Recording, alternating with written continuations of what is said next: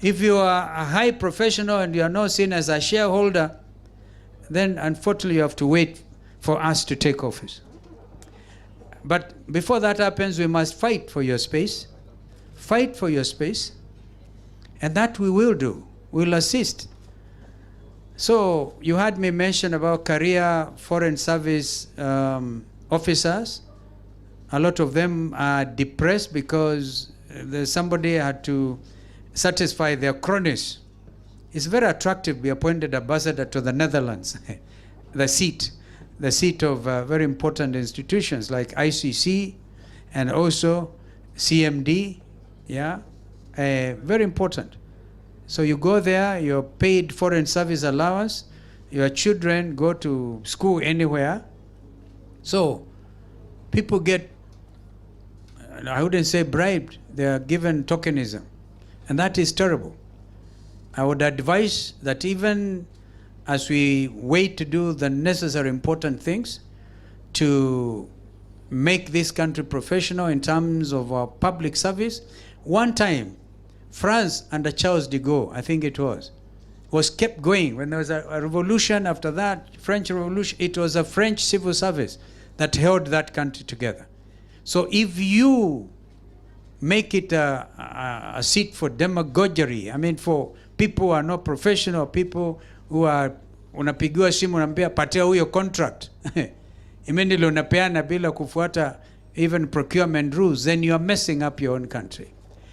Where do we stand diplomatically as a country? You know, there are basic guiding principles in diplomacy. Kenya is a founding member, for example, of the non-aligned movement. These people, I'm quite sure, have no idea. They've never heard of the Bandung Conference of 1945. Bandung is a city, an important city in Indonesia, where the non-aligned movement was born. And under its terms, we really look at it and look at the global south and the global north. The worst that can happen to you, diplomacy, it will be seen to be somebody's puppet in diplomacy. That is the worst that can happen. Because you have to stand together as a team. What does the African Union stand for? That's why a candidate of Raila Odinga will bring in those memories of Pan-Africanism, of Africans being, remember, Mwalimu Nyerere actually accepted. He said he made a mistake because Nkrumah had wanted African Union immediately.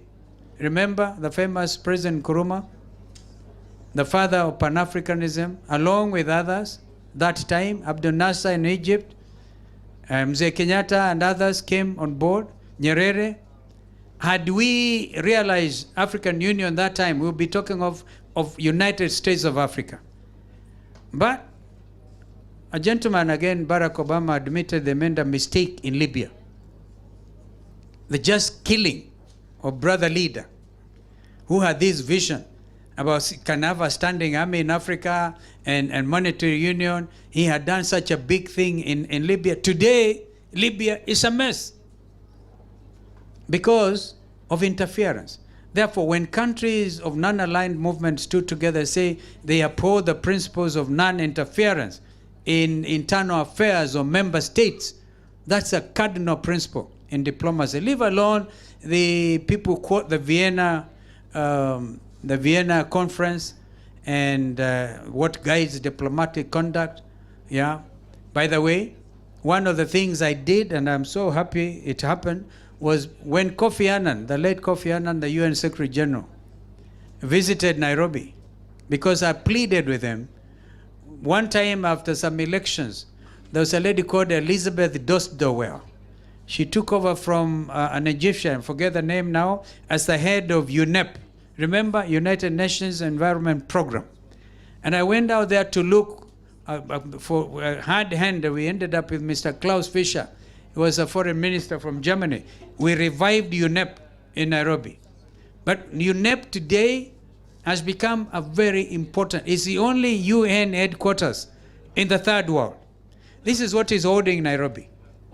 This is why sometimes you hear, so that we don't confuse the presence of the international community in Nairobi with our local politics, There are people suggesting, even under BBI that time, that Nairobi should stand alone as a capital, because it is holding the aspirations of the third world, the developing world. Remember, a concept of group of 77 plus China.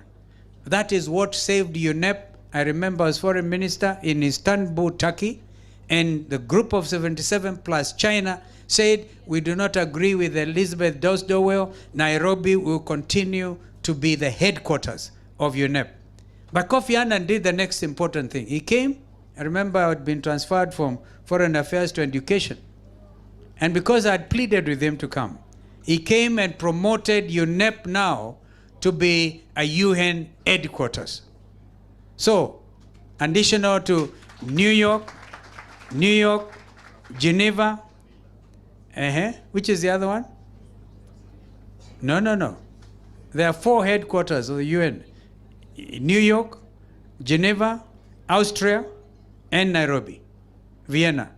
So, exactly, that's how important this country is now in terms of diplomacy. So, Orwa, rating, I hope nobody comes to mess up with that status. And I hope Kenyans will know which people believe in that dream. So today,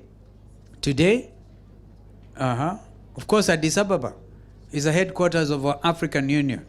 But Nairobi stands very tall. And because of the importance of climate change, COP, by the way, people talk of COP28. I was able, as a Minister for Environment, people forget, I hosted COP10 in Nairobi.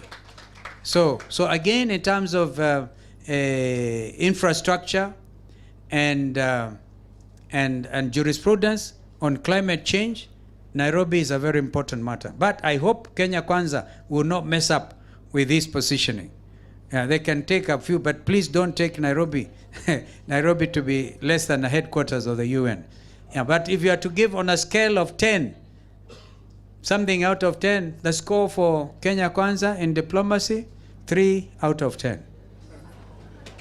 You know, we have in the Ministry of Foreign Affairs, we have very qualified Kenyans who are career civil servants. But regimes like Kenya Kwanza comes in and depose cronies to places where they have no idea about democracy. They end up causing embarrassment, and the image of the country continues to suffer. Unfortunately, I'm sorry to tell you, that is what is happening with Kenya Kwanza. No idea about diplomacy. A combination of law and democracy is what gives me that mien. Because there are things you cannot do in terms of diplomatic conduct.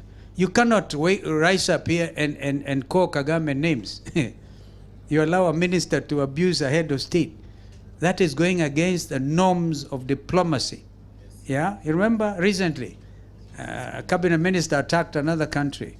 You know, you must understand that nations coexist. Following the collapse of the Cold War, when the world had hoped then to reap what we call the peace dividend. You know, we wish the people of Haiti well, but they must be helped in a manner that is also humane, that first of all, we might recognize the solution to the Haiti crisis will come from Haiti people themselves. This has always been my mantra when we are dealing with the Somalis in their many communities, whether they are Darots, Awie, Digli, Mirifle, and all of them, the 0.5, we knew they had to come up with a solution to their problem. And today, as I said, Somalia has joined the East African community. So if you think you can go and impose order in Haiti, we can only be deluding ourselves. Where others have dared, we think we can send our young people there. We remain opposed on principle.